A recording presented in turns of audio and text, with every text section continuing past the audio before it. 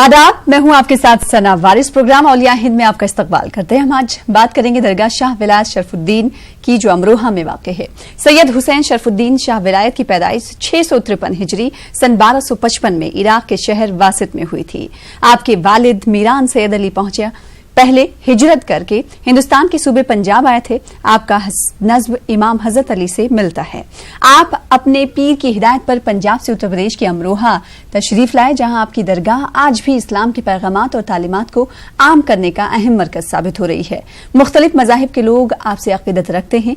आज हमारे नुमाइंदे आपके आस्थाने पर मौजूद हैं, जहां का रुख करेंगे अपने नुमाइंदे तंजीर अंसार के पास और जानने की कोशिश करेंगे कि इस दरगाह की खासियत क्या है। तो एक बार फिर से अपने नाज़रीन को बता दें कि आज औलिया हिंद में आपको जियारत करा रहे हैं हम उत्तर प्रदेश के एक तारीखी जियारतगाह की, दरगाह की, जो कि अमरोहा में मुकीम है, कायम है। और इस दरगाह की खासियत क्या है ये भी जानने की कोशिश करेंगे। साथ ही तारीखी पस मंजर क्या है ये भी हम अपने नुमाइंदे तंजीर अंसार से तफसील से जानने की कोशिश करेंगे। इस वक्त सीधे रुख कर लेते हैं अमरोहा का, जहां से रास्त तौर पर हमारे नुमाइंदे तंजीर अंसार जुड़ चुके हैं। तंजीर, सबसे पहले इस दरगाह की खासियत, तारीखी अहमियत क्या है, हमारे नाज़रीन को बताएं।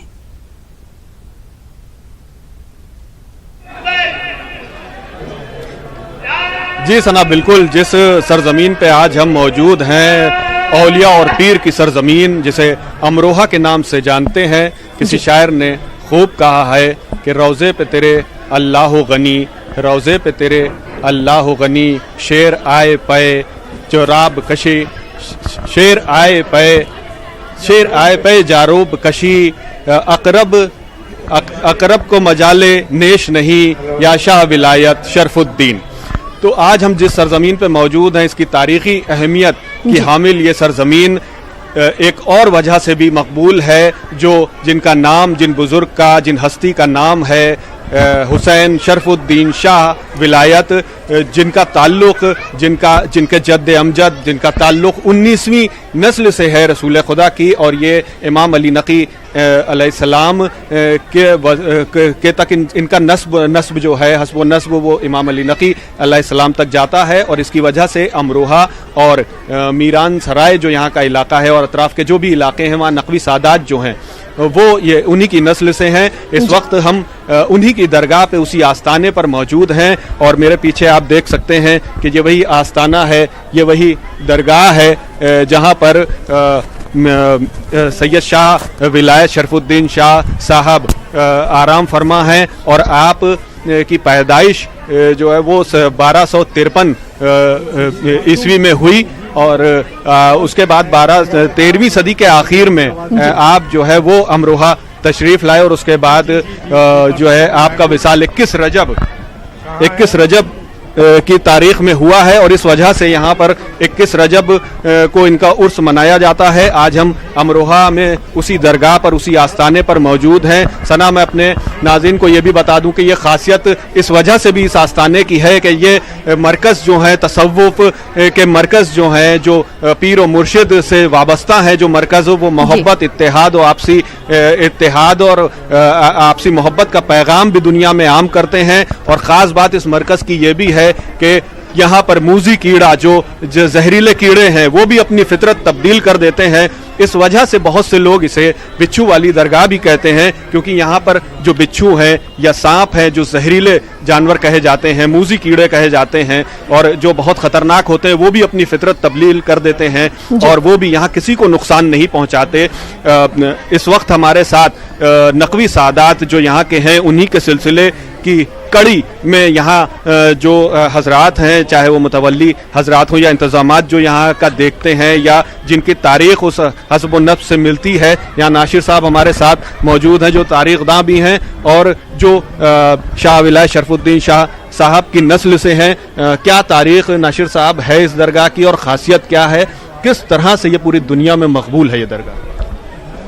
ये सैयदुल आरिफीन मज़हरुल सालिकीन रहमतुल लिल आलमीन के ख़ानदान से सैयद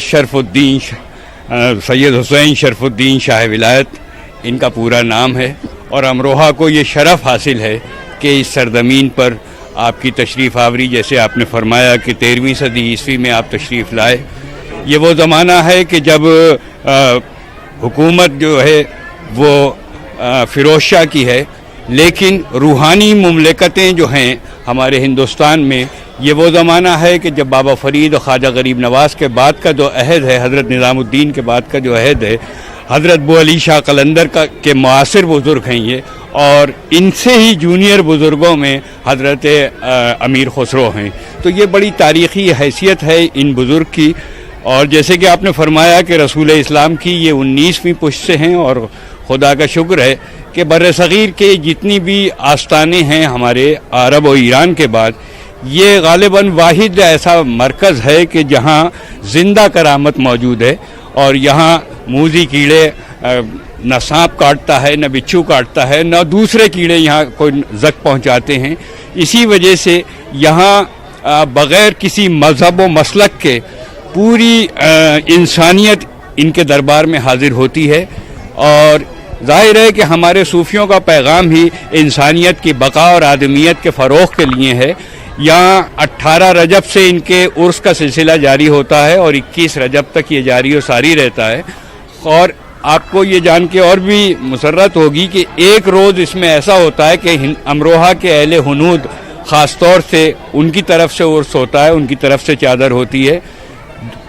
3 रोज़ दूसरी अक़वाम अपने अपने तरीक़े से उर्स का एहतमाम करती हैं, और आखिरी रोज़ 21 तारीख़ को ये औलाद की जानिब से उर्स होता है।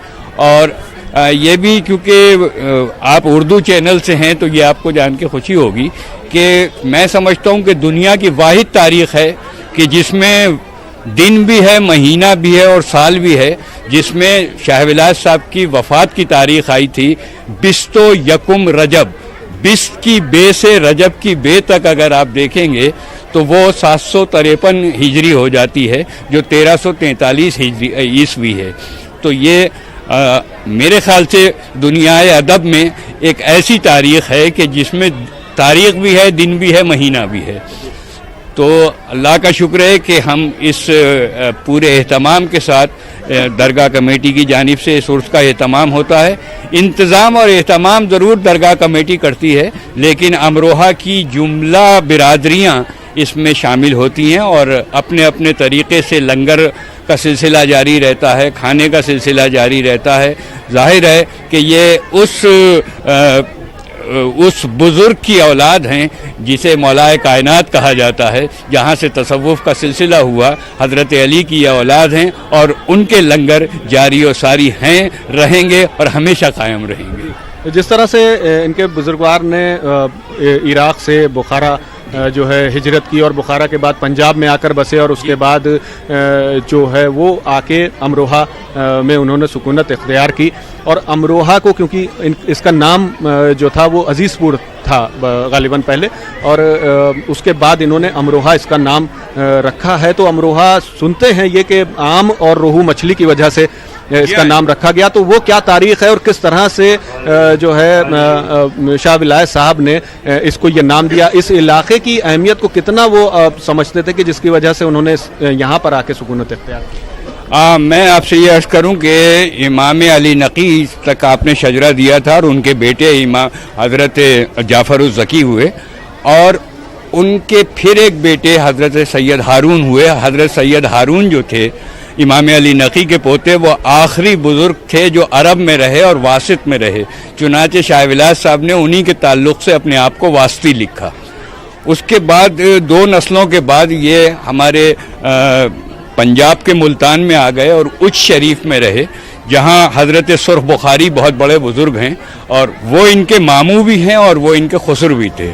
तो हज़रत सुर्ख बुखारी के साथ रहे, और फिर उनके जो भाई थे यानी कज़न सैयद मीरा सैयद अली बुज़ुर्ग साहब जो शाह विलायत साहब के वालिद थे, वो अमरोहा तशरीफ़ लाए थे। शाह विलायत साहब उस वक्त बच्चे थे और उन्होंने आकर यहाँ जो क़याम किया था, उस जगह का नाम आज भी मीरा सराय है।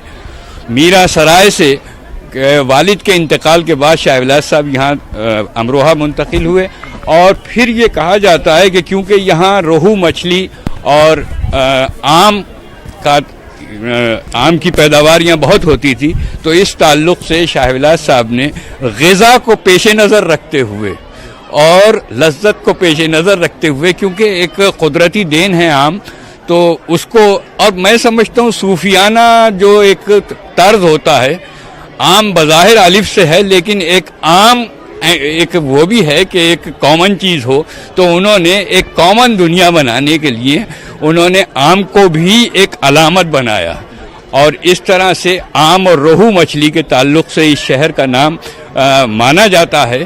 یہ سینہ بسینہ ہم سنتے آ رہے ہیں کہ یہ روایت چلی آ رہی ہے کہ یہاں شاہ ولایت صاحب نے اس کا نام آم اور روہو کے تعلق سے آم روہو رکھا تھا، جو اب کثرت استعمال کے بعد موجودہ آم روہا ہے۔ مغربی اتر پردیش کی ہم بات کریں تو کئی مرتبہ ایسے حالات یہاں پر بنے کہ کشیدگی بھی رہی اور آپسی اختلافات بھی کئی علاقوں میں دیکھے جاتے ہیں، کچھ ایسے واقعات بھی پیش آ جاتے ہیں جو انسانیت کو شرمسار کرنے والے ہوتے ہیں، لیکن امروہہ میں کی جو تاریخ ہے وہ آپسی اتحاد محبت کی تاریخ، کیا اس مرکز کی وجہ سے یہ چیزیں ہیں؟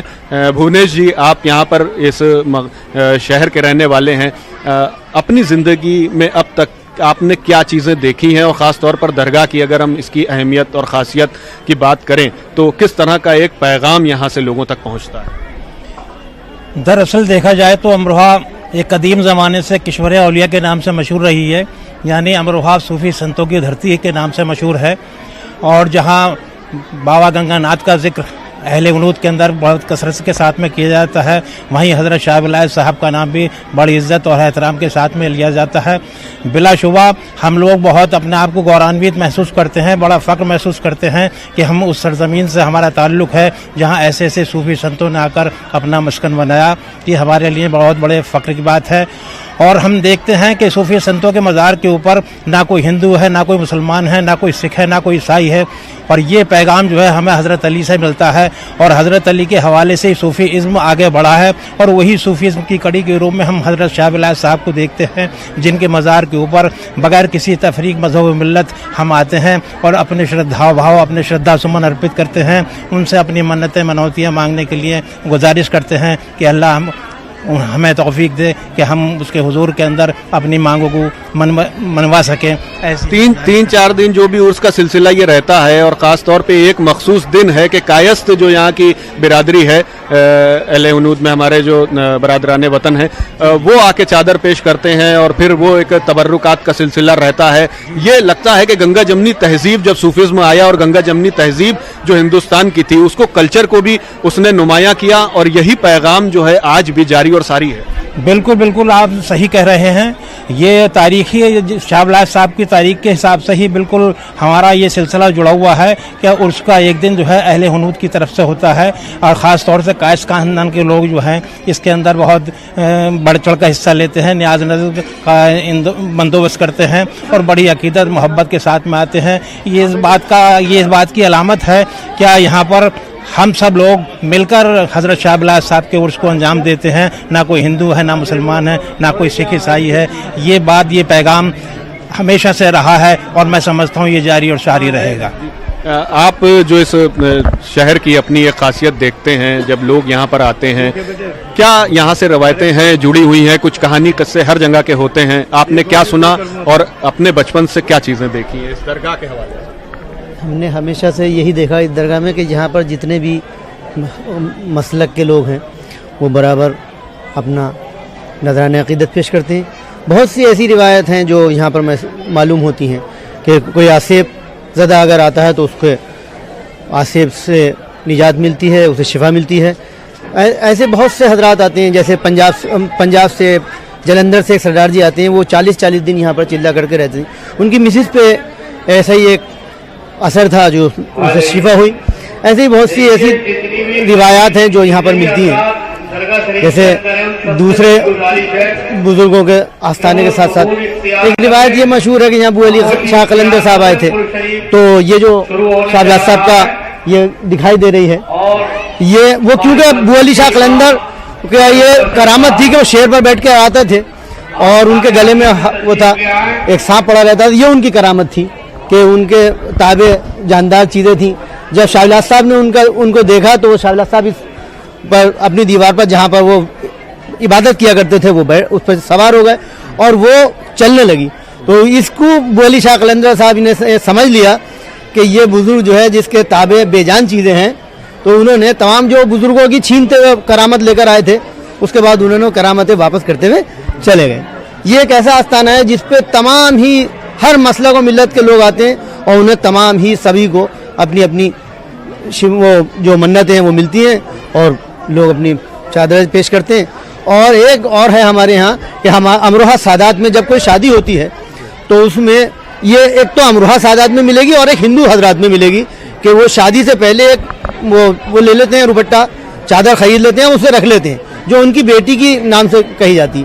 ہندو حضرات میں یہ وہ جب لڑکا اپنے گھر اس کو لڑکی کو لے کر آئے گا تو اس کے بعد وہ صبح کو یہاں پر آن کے وہ چادر چڑھائے گا، وہ پہلے خریدی جاتی جس طرح ہمارے شیعہ سادات میں نقوی سادات میں خریدی جاتی اور اسے رکھ دی جاتی، وہ ان کے نام کی ہوتی اور اس پہ نیاز ہوگی، نظر ہوگی اور وہ شیرنی بنے گی اور وہ یہاں پر پیش ہوگی. وہ چندری کہلاتی ہے ہماری اصطلاح میں، امروہہ کی اصطلاح میں. اسی طرح ہندو حضرات میں بھی وہ ہوتی، سنی حضرات میں بھی وہی چادریں چڑھائی جاتی. شادی کے بعد ہر جوڑا جو ہوگا وہ یہاں پر آن کر شاہلاسہ میں وہ چادر چڑھائے گا اور دوسری چادر ان کی لڑکی کی بیوی بختوئی ان کی مزار پر چڑھا کر اپنے آپ کو شردا سمن ارپت کرتا ہے. یہ ہے ہمارے گنگا جمنی تہذیب کی مثال، اور جو صرف آپ کو ایسے ہی مراکز پہ اور آستانوں پر دیکھنے کو مل جاتی ہے. اور خاص طور پر اگر ہم بات کریں یہاں کے جو بزرگ ہیں اور جن کا سلسلہ شاہ ولایت شرف الدین صاحب کی نسل سے ہے، یہاں اکیلے انہی کا مزار نہیں ہے بلکہ ان کے صاحبزادے بھی یہاں پر جو ہے وہ سکون اختیار کرتے ہیں. اور اس حوالے سے تنزیل انصار کئی سوال آپ سے کریں گے اور ساتھ ہی ساتھ جو عقیدت مند یہاں پر آئے ہیں زیارت کرنے کے لیے ان سے بھی بات کریے گا. لیکن ایک سوال یہاں پر یہ کرنا چاہیں گے کہ ہندوستان میں کئی ایسی درگاہیں ہیں جہاں پر سماجی اور تعلیمی سرگرمیاں بھی انجام دی جاتی ہیں. جو سجادہ نشین آپ کے ساتھ موجود ہیں ان سے پوچھیے گا کیا اس آستانے پر بھی سماجی اور تعلیمی سرگرمیاں انجام دی جاتی ہیں کسی طرح کی؟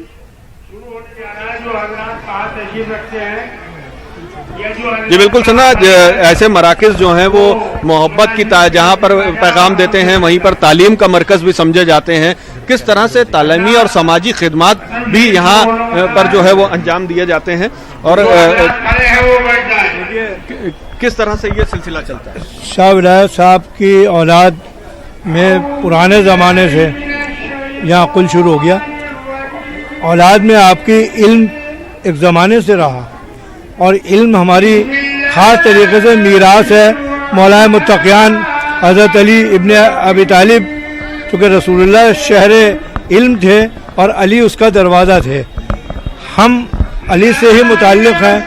شاہ صاحب خود علی سے متعلق تھے تو علم ان کو سینہ بسینہ اپنے جد سے ملا اور اپنے جتنے بھی دادے تھے ان کے، جیسے ہمارا سلسلہ نسب ہے شاہ ولایت صاحب کا جو مولانا متقیان سے شروع ہوا، بی بی فاطمہ اور رسول اللہ سے مولانا متقیان. ہم آپ سے بات کریں گے لیکن ابھی یہ مغرب نماز مغرب کے بعد جو ہے وہ کل شروع ہو جاتا ہے اور ہم آپ کو سیدھے وہ منظر دکھاتے ہیں کہ کس طرح سے کل میں یہاں پر بغیر تفریق مذہب و ملت لوگ آتے ہیں اور اس آستانے پر اپنا نذرانہ عقیدت پیش کرتے ہیں. کل شریف جو ہے وہ شروع ہو چکا ہے اور ہم اپنے ناظرین کو براہ راست دکھاتے ہیں. بالکل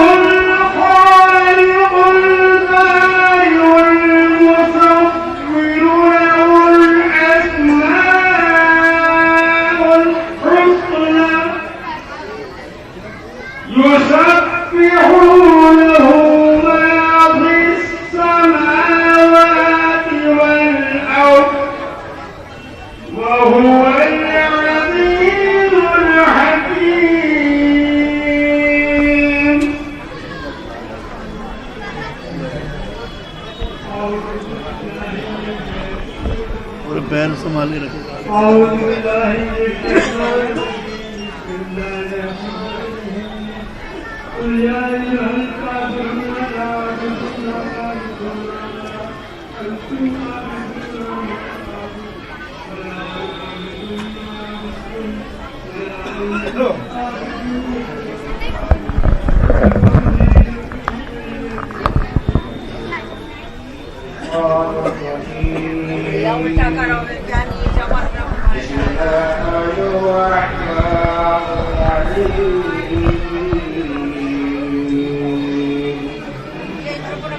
براہ راست دکھا رہے ہیں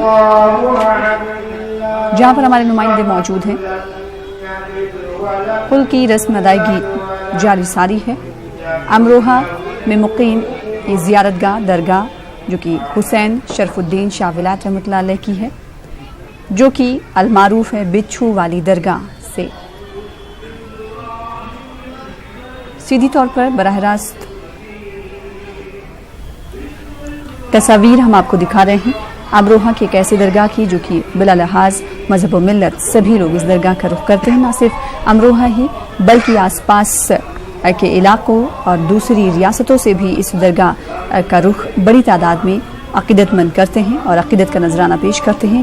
گنگا جمنی تہذیب کی جو مثالیں پیش کی جاتی رہی ہیں اس میں بھی یہ درگاہ پیش ہیں. اس درگاہ کی کیا کچھ خاصیت ہے ہمارے نمائندے تنزیل انصار سجاد دانشی سے بات چیت کر کے بتا رہے تھے.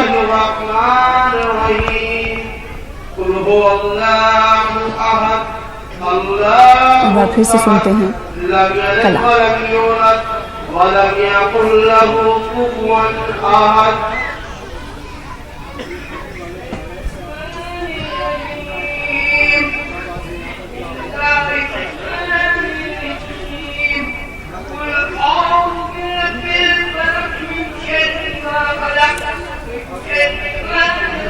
اور یہ کل کے وقت کثیر تعداد یہاں پر عقیدت مندوں کی ہوتی ہے. زائرین دور دراز کے علاقوں سے، اطراف کے علاقوں کے علاوہ دوسری ریاستوں سے بھی یہاں پر، بیرونی ممالک سے بھی یہاں پر تشریف لاتے ہیں. اور خاص طور پر جو یہ عرس کا موقع ہوتا ہے، جو 4 روز عرس یہاں پر جاری رہتا ہے، اس دوران کثیر تعداد میں یہاں پر عقیدت مند اور زائرین آتے ہیں اور اپنی مرادیں لے کر آتے ہیں، اور ان کے وسیلے سے وہ مرادیں اللہ کے حکم سے بر آتی ہیں. اور یہی ایک عقیدہ ہے جو بغیر تفریق مذہب و ملت یہاں پر ہندو، مسلم، سکھ، عیسائی سبھی کو کھینچ لاتا ہے.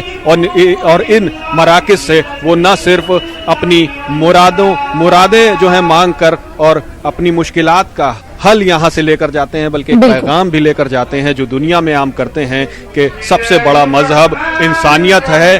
بالکل، اور یہی پیغام تمام درگاہ زیارت گاہ دیتی ہیں. تنظیم وقت کی بہت کمی ہے، کئی لوگ آپ کے ساتھ موجود ہیں عقیدت مند جو اظہار کرنا چاہتے ہوں گے. فی الحال شکریہ ادا کرنا چاہیں گے ہمارے ساتھ جڑنے کے لیے، تصاویر دکھانے کے لیے. فی الحال اسی کے ساتھ اولیاء ہند میں مجھے دیجیے اجازت. آداب.